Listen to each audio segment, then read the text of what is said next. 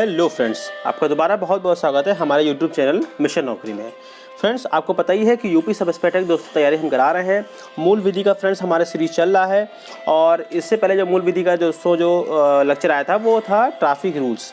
Traffic rules में जो part 1, इसमें हमने जो आपके ट्रैफिक रूल्स में जो साइन होते हैं, मैंडेटरी साइन जो होते हैं, जैसे लाल, पीला, हरा, है ना, वो सब चीज़ें हमने आपको बताई थी। और फ्रेंड्स, जो मूल विधि की दोस्तों सीरीज चल रही है उसका हमने एक प्लेलिस्ट बनाया हुआ है। उस प्लेलिस्ट में आप जाके, डिस्क्रिप्शन में मेरे प्लेलिस्ट का लिंक है, उसमें आप जाके आप जितने भी मूल विधि के जितने भी दोस्तों टॉपिक आपके सिलेबस में दिए हुए हैं उन टॉपिक पे अलग अलग बने काफ़ी विस्तार तरीके से काफ़ी अच्छे फैक्ट्स आपके लिए लाए हैं ताकि आपका एग्जामिनेशन दोस्तों अच्छा हो। तो फ्रेंड्स, आज का जो हमारा टॉपिक रहेगा वो रहेगा ट्रैफिक रूल्स पार्ट 2। इसमें जो ट्रैफिक रूल्स में संबंधित जो दोस्तों अधिनियम है, मोटर वाहन अधिनियम, उसके बारे में हम डिस्कस करेंगे। तो चलिए फ्रेंड्स, स्टार्ट करते हैं ट्रैफिक रूल्स पार्ट 2।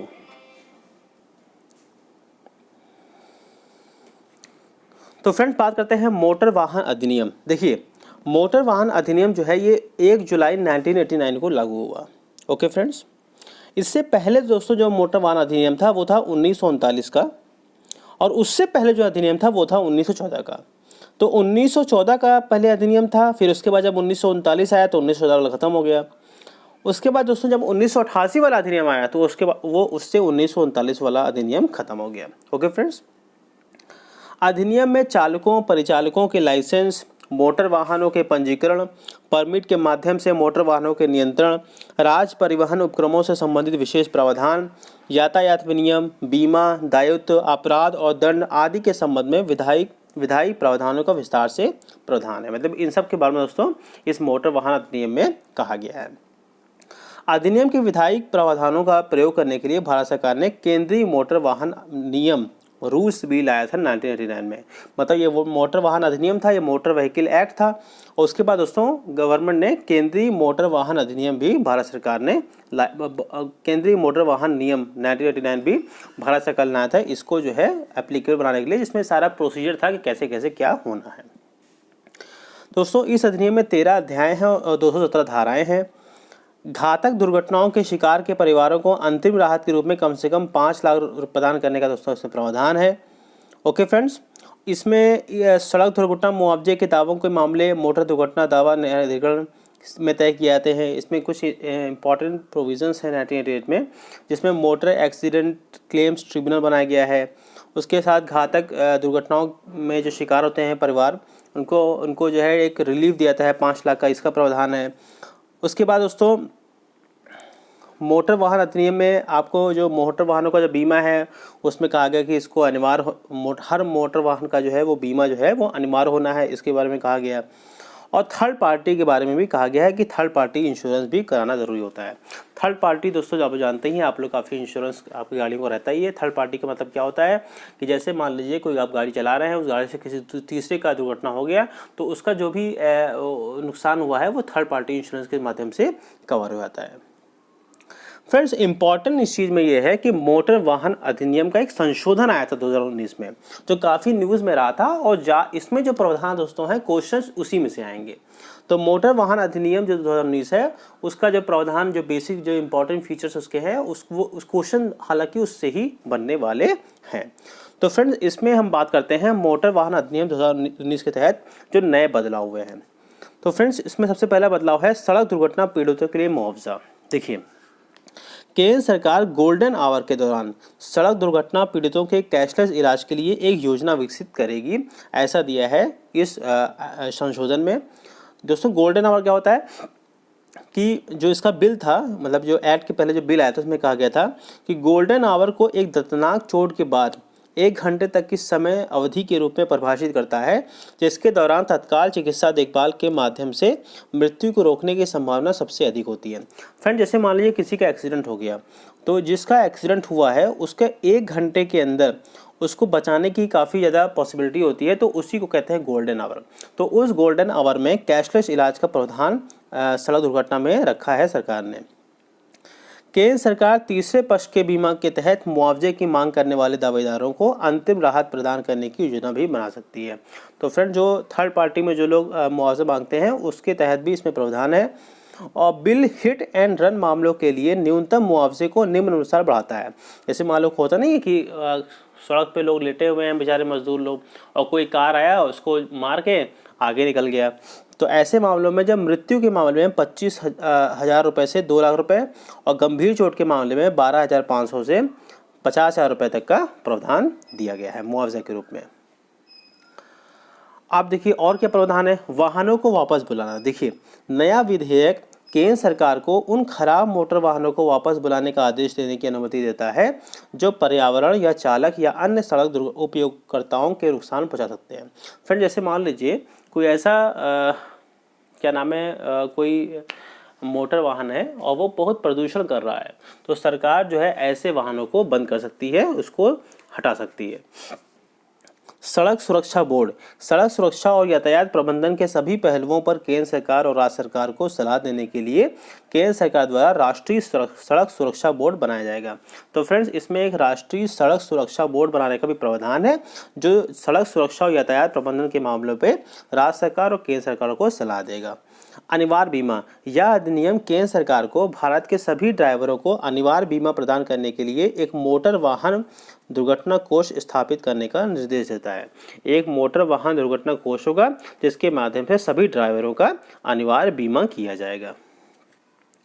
दोस्तों एक अच्छे सामरी का संरक्षण, एक गुड समैरिटन का संरक्षण दोस्तों ये करता है। इसका मतलब क्या होता है दोस्तों, सामरी किसे बोलते हैं, जैसे दोस्तों जैसे मान लीजिए कोई एक्सीडेंट हो गया, जब वो कोई एक्सीडेंट होता है तो उस मामलों में क्या होता है कि जो आसपास के लोग होते हैं है ना, तो उनमें जो आदमी मदद करता है सबसे पहले, जैसे मान लीजिए कोई सड़क पर किसी का एक्सीडेंट हो गया और कोई आदमी जिस सड़क पे जा रहा था तो उसने देखा कि अरे अगर ये आदमी को बचाया नहीं गया, हॉस्पिटल नहीं पहुंचाया गया तो इसकी मौत हो सकती है, तो उसने क्या किया, उस आदमी को उठाया, अपनी गाड़ी में बिठाया और उसको हॉस्पिटल ले गया। लेकिन दोस्तों वास्तविक ज़िंदगी में देखा गया है कि जो आदमी बेचारा जो है उसकी मदद करता है उसको पुलिस द्वारा या प्रशासन द्वारा काफ़ी परेशान किया जाता है, उसे बार बार बुलाया जाता है, तो ये सब दिक्कतें काफ़ी आ रही थी। तो इसी को ध्यान में रखते हुए मोटर वाहन अधिनियम 2019 में ये बदलाव किया गया है। तो क्या है दोस्तों कि यह अधिनियम एक सामरी को एक ऐसे व्यक्ति के रूप में परिभाषित करता है जो इस तरह की दुर्घटना के बाद सड़क दुर्घटना के शिकार व्यक्ति की मदद करने के लिए आगे खड़ा होता है। अक्सर ये देखा जाता है कि ये उदार लोग ही होते हैं जो अपनी मतलब जो दयालुता होती है के लिए उत्पीड़न का शिकार होते हैं। यह संशोधन इन लोगों के लिए भी प्रावधान करता है, यह सुनिश्चित करता है कि उन्हें किसी भी तरह का नुकसान न हो या उन्हें किसी भी प्रकार की दीवानी या आपराधिक कार्रवाई से भी बचाता है, ताकि यहाँ तक कि उन मामलों में भी जहाँ पे लापरवाही से कोई उनकी मतलब कोई लापरवाही होती है, उससे कोई पीड़ित को नुकसान होता है, उस केस में भी दोस्तों उनको बचाता है ये ला। ओके फ्रेंड्स, तो अगर आप किसी आदमी की मदद करते हैं है ना, तो आप परेशान ना हो, आप जो अधिनियम आया है उससे आपको काफ़ी बचाव है, आपके ऊपर कोई भी केस लागू नहीं होगा। ये दोस्तों इसीलिए किया गया है ताकि भाई लोग एक दूसरे को बचाने आगे आए। ऐसे क्या होता था कि कोई सड़क पर मर रहा है, उसको बचाने नहीं आ रहा है, सोचते कि यार मरने में फंस जाओगे, तो ये सब चीज़ें को दूर करने के लिए सरकार ने ये प्रावधान किया है। राष्ट्रीय परिवहन नीति, यह अधिनियम राष्ट्रीय परिवहन नीति के गठन के लिए विचार को बढ़ावा देता है। यह केंद्र सरकार द्वारा सभी राज्यों को की सरकारों को सहयोग से किया जाना है। यह नीति सड़क परिवहन के लिए एक रूपरेखा तैयार करेगी। तो दोस्तों इसमें राष्ट्रीय परिवहन नीति के बारे में भी कहा गया है, ध्यान रखिएगा। ड्राइविंग लाइसेंस और वाहन पंजीकरण के लिए राष्ट्रीय रजिस्टर है। दोस्तों इसमें इसका भी प्रावधान किया गया है कि जो ड्राइविंग लाइसेंस है या वाहन का रजिस्ट्री होना है उसके लिए भी एक रजिस्टर तैयार किया जाएगा। तो फ्रेंड जो है इसे सारथी और वाहन के ऑनलाइन पोर्टल का उपयोग करके बनाया जाएगा। यह प्रक्रिया पूरे देश में लाइसेंस और वाहन पंजीकरण की एक समान प्रणाली का निर्माण सुनिश्चित करेगी। तो सारथी और वाहन, जैसे सारथी से आप देखा होगा दोस्तों, आप लोग ड्राइविंग लाइसेंस बनवाते हैं, वाहन पोर्टल से आप लोग वाहन का रजिस्ट्रेशन करते हैं, तो ये जो पोर्टल है ये पूरे इंडिया में लागू हो गया है ताकि इन सब का जो वाहन का जो ड्राइविंग लाइसेंस बनना है या वाहन का पंजीकरण होना है उसका पूरा एक पोर्टल रहे। अब दोस्तों टैक्स एग्रीगेटर ये क्या होता है? तो फ्रेंड टैक्स एग्रीगेटर क्या होता है? इन्हें बिल द्वारा यात्रियों से ड्राइवरों को जोड़ने के लिए डिजिटल प्लेटफॉर्म का उपयोग करने वाले बिचौलिए के रूप में परिभाषित किया गया है कि जैसे कोई ड्राइवर है ना, और ड्राइवर और यात्री उनके बीच में डिजिटल प्लेटफॉर्म हो है ना, उनको जोड़ सकें, तो उसे बोलते हैं टैक्सी एग्रीगेटर। इन नए प्रावधानों के अनुसार संबंधित राज्यों की सरकारों से लाइसेंस प्रदान किए जाने हैं, मतलब कि ऐसे लोग को लाइसेंस प्रदान करें ताकि वो ड्राइवर और जो यात्री हैं उनको जोड़ सके डिजिटली, है ना। देखिए आप देखे होंगे जो ओला है, उबर है, ये सब दोस्तों इसी का एक पार्ट ही है। और देखिए बिना लाइसेंस के ड्राइविंग, दोस्तों इस अधिनियम में फाइन को भी काफ़ी बढ़ा दिया गया है ताकि लोग जागरूक हों और जो है जो रूल्स को फॉलो करें, ट्रैफिक रूल्स जो भी हैं उनको फॉलो करें। जैसे बिना लाइसेंस के ड्राइविंग, अगर आप बिना लाइसेंस के ड्राइविंग करते हैं, यदि आप बिना लाइसेंस के गाड़ी चलाते हुए पकड़े जाते हैं तो आपको 5,000 रुपये तक का जुर्माना देना होगा, या पहले के 500 रुपये के जुर्माने से 10 गुना अधिक है। तो पहले दोस्तों जब कोई ड्राइविंग करता था उसके पास लाइसेंस नहीं होता था तो उसका जुर्माना 500 था, अब ये बढ़कर कितना हो गया है, 5,000 हो गया है। बीमा के बिना ड्राइविंग करना मतलब कि इंश्योरेंस नहीं है। तो नए मोटर वाहन अधिनियम 2019 के अनुसार मोटर वाहन के लिए बीमा के बिना ड्राइविंग के लिए जुर्माना बढ़ाकर 2,000 रुपये या 3 महीने की कैद पहली बार अपराध करने पर और 4,000 रुपये और 3 महीने की कैद दूसरी बार अपराध करने पर कर दिया गया है। मतलब अगर आप ड्राइविंग करते हैं और बीमा नहीं लिया आपने, तो अगर पहली बार अपराध कर रहे हैं तो 2,000 रुपये जुर्माना पड़ेगा और 3 महीने की कैद या 3 महीने की कैद। अगर दूसरी बार अपराध कर रहे हैं तो 4,000 की जुर्माना और 3 महीने कैद। और दोस्तों ये जो पहले था कितना था, ये था पहले था 1,000 रुपये था और 3 महीने कैद था, अब इसको लगभग दूना कर दिया गया है। अयोग्य डीएल के साथ ड्राइविंग लाइसेंस, मतलब ड्राइविंग, जैसे मान लो आपका डीएल जो है वो वैलिड नहीं है और ड्राइविंग कर रहे हैं आप, तो क्या होगा, यदि कोई अयोग्य लाइसेंस के साथ ड्राइविंग करता पाया जाता है तो उस पर 10,000 रुपये का जुर्माना लगाया जाएगा। यह जुर्माना पहले सिर्फ 500 था, मतलब अगर कोई अयोग्य ड्राइविंग लाइसेंस का वैलिड नहीं है और 500 रुपये जुर्माना था पहले, अब ये बढ़ा कितना कर दिया गया दोस्तों, ये कर दिया गया है 10,000। शराब या नशीले पदार्थ के प्रभाव में ड्राइविंग, मान लो कोई शराब पी के ड्राइविंग करता है तो पहली बार अपराध करने वाले को अब 10,000 रुपये या 6 महीने के कारावास का सामना करना पड़ेगा। साथ ही दूसरी बार अपराधी को 15,000 रुपये का भुगतान करना होगा या 2 साल तक की कैद, या पहले 2,000 रुपये जुर्माना था। मतलब जब कोई गाड़ी चलाता था वो भी शराब पी के तो पहले 2,000 रुपये जुर्माना था, अब कितना है, 10,000 रुपये जुर्माना है और 6 महीने की कैद पहली बार अपराध करने पर, और दूसरी बार अगर अपराध करते हैं तो 15,000 रुपये जुर्माना और 2 साल की कैद। हेलमेट नहीं पहनना, अगर आप दोस्तों हेलमेट नहीं पहनते हैं तो जुर्माना ये 100 रुपये, पहले 100 रुपये था, अब ये बढ़ के 1,000 रुपये कर दिया गया है। रेसिंग और स्पीड टेस्टिंग, जैसे हमारे पब्लिक रोड पे कोई रेसिंग करता है तो एक और अत्यधिक गंभीर अपराध जो अक्सर हमारी सड़कों पर किया जाता है वह है रेसिंग और स्पीड टेस्टिंग। इसके लिए जुर्माने को 500 रुपये से बढ़ा के 5,000 रुपये कर दिया गया है पहली बार में और 3 महीने कैद, और दोबारा कोई अपराध करता है तो 10,000 जुर्माना और 1 साल की कैद। मतलब पहले जब कोई रेसिंग करता था दोस्तों पब्लिक रोड पे या स्पीड टेस्टिंग करता था तो पहले जुर्माना 500 था, अब इसे बढ़ा के कर दिया गया 5,000 रुपये, 3 महीने कैद पहली बार अपराध करने पर, और दूसरी बार अपराध करते हैं तो 10,000 रुपये और 1 साल की कैद। किशोर द्वारा अपराध, कोई दोस्तों किशोर है उसके द्वारा अपराध किया जाता है तो क्या होता है, पहले की तरह इसके लिए किशोर को कोई सजा नहीं है, लेकिन वाहन के मालिक या नाबालिग चालक के अभिभावक को अब 3 साल की कैद के साथ 25,000 रुपये जुर्माना देना होगा।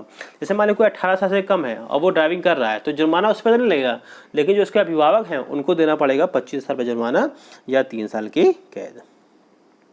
2 ड्राइविंग लाइसेंस होना, अगर किसी के पास 2 ड्राइविंग लाइसेंस है, यदि किसी के पास 2 या 2 से अधिक ड्राइविंग लाइसेंस पाए जाते हैं तो उसे दंडित किया जाएगा। साथ ही अब से जारी किए जाने वाले सभी ड्राइविंग लाइसेंस में एक स्मार्ट चिप होगी जिसे ट्रैफिक पुलिस एक QR कोड के जरिए एक्सेस करेगी। तो फ्रेंड्स इसमें दो प्रावधान है कि अगर किसी पर ड्राइविंग लाइसेंस होगा तो उसको तो दंडित किया जाएगा। साथ ही हर ड्राइविंग लाइसेंस में एक कोड होगा जिसको पुलिस तुरंत देख सकती है इसका कि ये किसका है, ऐसा नहीं फर्जी है। निवास के पते में परिवर्तन, नए मोटर वाहन अधिनियम 2019 के शुरुआत के बाद कोई भी अपने ड्राइविंग लाइसेंस से पता ऑनलाइन बदल सकता है और इसके लिए राज्य के किसी भी RTO कार्यालय में आवेदन कर सकता है। यदि बच्चे द्वारा मोटर वाहन का उपयोग किया जाता है, दोस्तों देखिएगा, नए मोटर वाहन अधिनियम 2019 के लागू होने के बाद से अपने नाबालिग बच्चे को मोटर वाहन चलाने या सवारी करने की अनुमति देना एक महंगा मामला बन सकता है। कैसे, मोटर वाहन का पंजीकरण 1 वर्ष की अवधि के लिए निलंबित कर दिया जाएगा। पहली बात तो वाहन का जो रजिस्ट्रेशन है उसको 1 साल के लिए ख़त्म कर दिया जाएगा। साथ ही 1 वर्ष की अवधि के बाद आपको पुनः पंजीकरण के लिए आवेदन करना होगा। साथ ही मोटर व्हीकल एक्ट की धारा 199A और 199B के अनुसार आपको 25,000 रुपये का जुर्माना देना होगा, साथ में 3 साल की कैद। ओके फ्रेंड्स, साथ ही नाबालिग चालक 25 वर्ष की आयु तक कोई लर्निंग लाइसेंस प्राप्त नहीं कर सकता। साथ ही जुर्माने में 10% की वार्षिक वृद्धि भी होगी। तो ये सब प्रावधान दोस्तों है अगर आपका कोई बच्चा है 18 साल से कम है और वो वाहन चलाते हुए पाया जाता है तो बहुत कठिन प्रावधान बन गया, खतरनाक। अब दोस्तों सेक्शन वाइज, धारा वाइज कुछ लोग को हम समराइज कर लेते हैं।